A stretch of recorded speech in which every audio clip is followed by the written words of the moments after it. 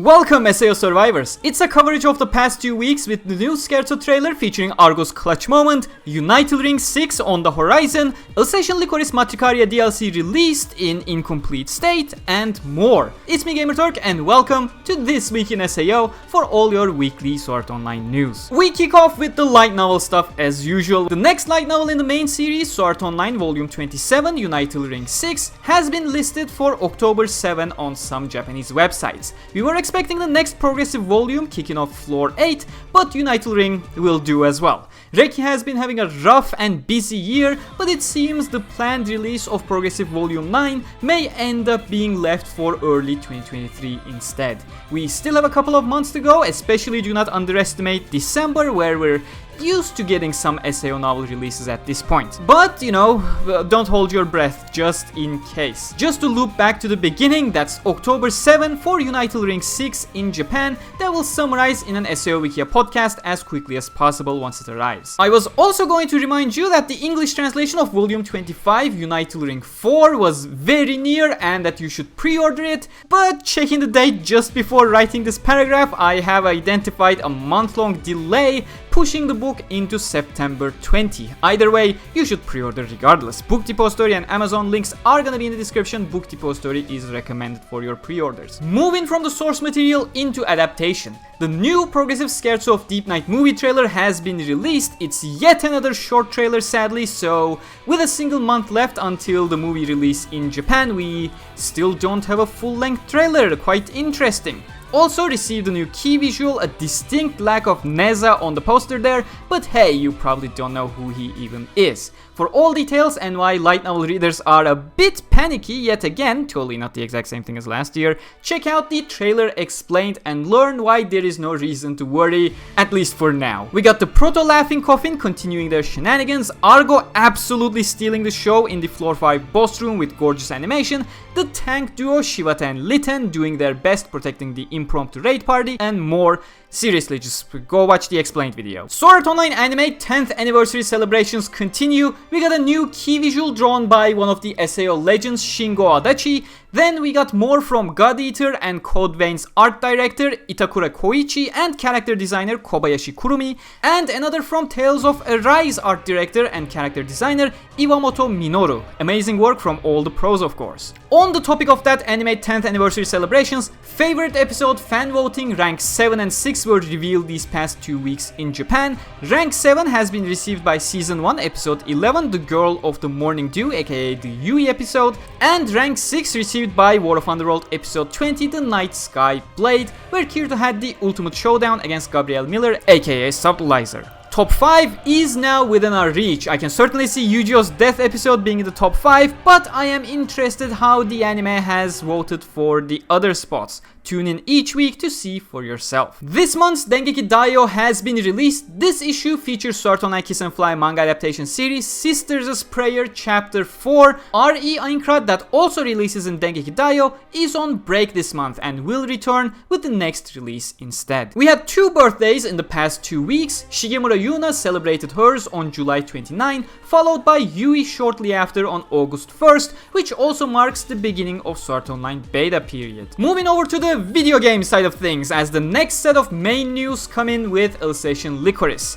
The second and final paid DLC, Alicization Lycoris Matricaria, was released on July 26. If you're more of a casual player, just to let you know that aside from the base ending you receive in your first playthrough of the DLC, there are 4 other endings that are unlocked through various conditions or decisions in the new Game Plus version of Matricaria DLC. However, if you are a casual player, these endings likely gonna require a lot of grinding on your end, as even the normal difficulty Matricaria Plus comes with a level bump that will challenge you a lot unless you participated in endgame modes at least a little bit properly. The other 4 endings are unlockable via 1. Defeating Round Robin as Berkuli in the very first encounter. You break his shield once and it procs a special timed battle where you need to defeat Round Robin within that time limit. 2. Wasting all your 100 days via the campfire mechanic. 3. Selecting the first option on the floor 80 dialogue choice. and 4. Selecting the second option on the floor 80 dialogue choice. Also, fellow SAO enthusiast, Kentun has prepared you a little guide for the 3 special weapons of this DLC. Sadly, unless you're a super hardcore player, you most certainly are not getting these like ever.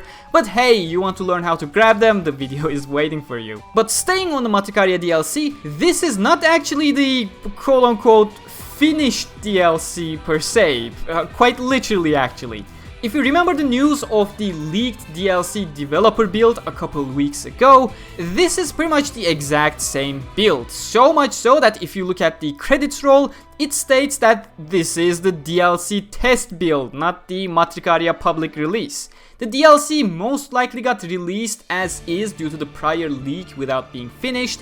The remaining 4 Gameverse heroines, Premier, Tia, Kureha and Ziliska, aka the remaining chapters of the Arcane Arsenal questline, will be finalized in the patch 3.10 at a later date, which I believe will actually be the definitive version of this DLC update as well. When you play through the DLC, you'll come across a bunch of things in the DLC being mentioned that does not have actual mechanics tied into them yet, like the mention of a competition with Lifa on who's gonna kill the enemies faster, and the win condition being defeating 4 bosses before the timer runs out. However, there's no timer implemented and you win the competition regardless. Or, you know, there being a timer in a later mission with Rogu where it looks like the outcome should change depending on whether you kill enough enemies within the time limit, or if you let the time run out. But if you let it run out, nothing changes, it's the same continuation with killing the enemies. In light of these circumstances, I will be delaying my DLC review until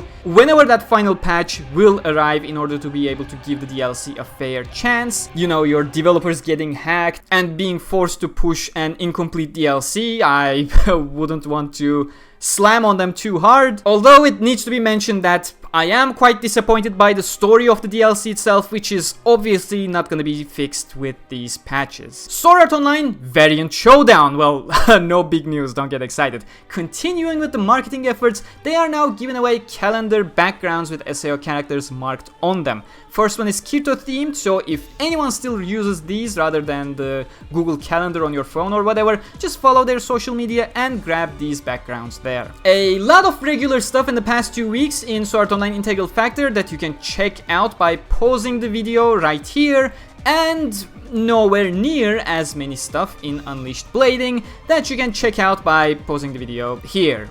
I'm actually contemplating whether the usual hamster wheel content of these games should even be featured in these weekly videos, or if I should just keep it to big news whenever they arrive, like new floors in Integral Factor or new adaptations in Unleashed Blading.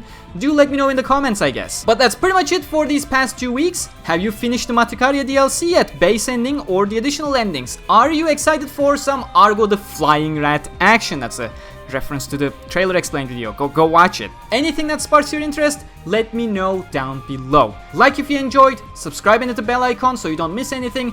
A lot of you don't follow me on Twitter, where I share all news as quickly as possible, so get to it if you do use Twitter. It's simply the best way to stay in the loop in regards to the latest SAO news. Hope to see you all again next week. Until then, stay cool.